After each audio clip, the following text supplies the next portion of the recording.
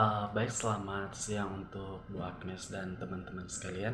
Di sini saya mau menjelaskan sedikit tentang alasan kenapa saya mengambil games ini, ataupun kenapa mungkin ya tidak hampir nyambung, mungkin tidak hampir mirip dengan sesuai dengan indikator yang saya punya. Tapi di sini saya mengambil game itu tentang cahaya membengkuk. Nah, di mana di sini saya belajar bahwa tentang cahaya ini, dan kebetulan juga saya mengambil tentang ekosistem, di mana saya mengambil permainan ini itu sebab sinar membengkuk merupakan sebutan yang merujuk pada fenomena pembiasaan sinar dikala melewati batas antara dua media. Nah, dengan kecepatan rambat sinar yang berbeda. Nah, fenomena ini terjalin sinar sebab merambat dengan kecepatan yang berbeda dalam medium yang mempunyai indeks. Biasa yang berbeda dikala sinar menambahkan medium dengan indeks bias yang berbeda, skala sinar melewati batas antara bawah serta melewati batas antara bawah serta air, ataupun antara bawah serta cermin. Nah, lintasan sinar hendak hadapi pembelokan ataupun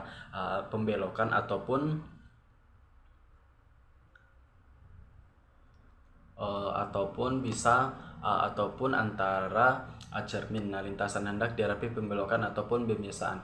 Nah, fenomena ini bisa dipaparkan dengan hukum kalau nggak salah Sineleus, ataupun hukum pembiasaan Sinel, yang melaporkan kalau perbandingan sinus sudut tiba dengan sinus sudut bias merupakan konstan dalam pembahasan matematika. Hukum Sinelius bisa dituliskan gitu. Selanjutnya juga saya dalam konteks game ini, sinar membengkuk di webs PHET, bisa juga terdapat simulasi interaktif yang membolehkan pengguna menguasai lebih lanjut tentang pembiasaan sinar, serta bagaimana sinar membelok dikala melewati batas antara dua medium. Nah, simulasi semacam itu bisa jadi menawarkan uraian visual tentang konsep ini lewat pencobaan virtual yang mengkaitkan bermacam tipe media serta sudut tiba sinar yang berbeda.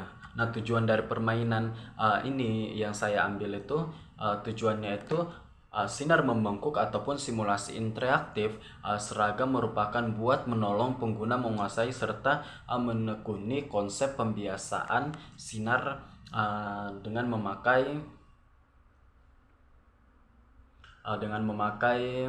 pendekatan visual serta interaktif.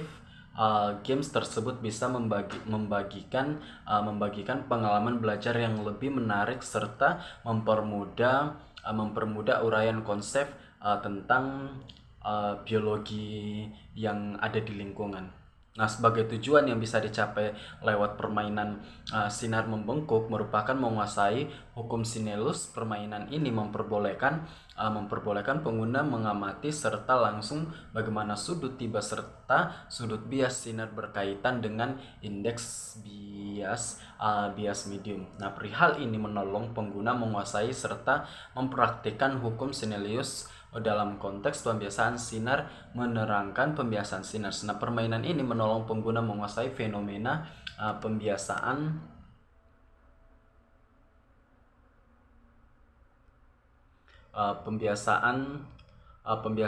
sinar antara mengkaitkan interaksi langsung gitu. Dan juga di sini ada mungkin dari latar belakang games ini, latar belakang dari permainan sinar membongkok ini ataupun sinar interaktif seragam merupakan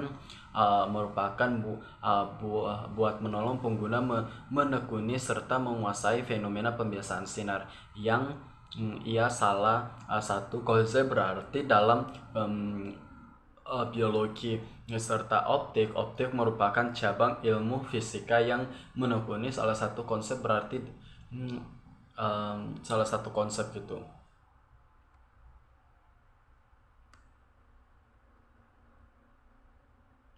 Dan juga ada beberapa mungkin langkah-langkah yang bisa saya gunakan di dalam pembuatan games ini.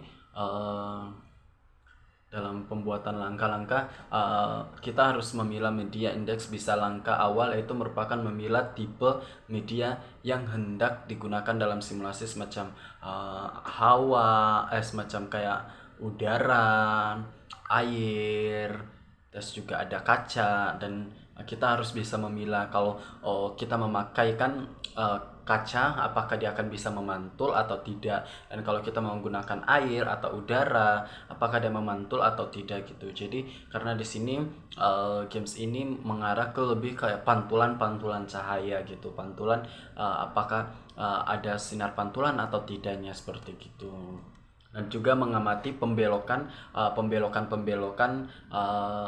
sinar gitu. Nah, sehabis kamu tegakkan lurus batasan antara dua media, mengamati pembelokan sinar gitu, apakah dia ada pembelokan atau tidak gitu. Jadi dari games ini juga itu kayak mungkin saya mengkaitkan ya, kalau bahwa dengan dengan adanya tanaman-tanaman yang saya buat di sosial eksperimen saya di sebelumnya, itu mungkin kita bisa menggunakan cahaya ini untuk bisa mungkin untuk kayak ibaratnya kita membuat cahaya cahaya instan untuk bisa menumbuhkan tanaman itu gitu, bisa menumbuhkan gitu. Jadi mungkin saya mengkaitkan itu dengan eksperimen saya gitu. Jadi mungkin ini saja penjelasan dari saya, mungkin kurang lebihnya dan penjelasannya masih kurang jelas, mohon maaf. Sekian dan terima kasih.